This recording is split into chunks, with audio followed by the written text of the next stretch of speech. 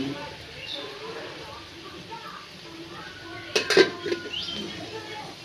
High বন্ধুরা, আজকে চলে আসছি নতুন একটা ভিডিও নিয়ে।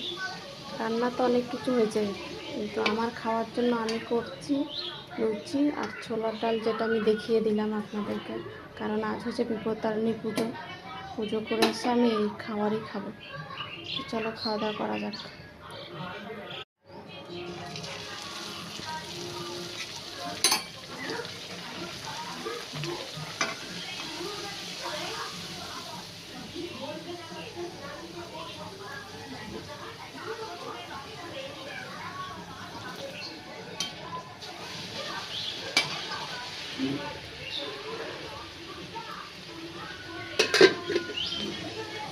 তো হাই বন্ধুরা, আজকে চলে আসছি নতুন একটা ভিডিও নিয়ে।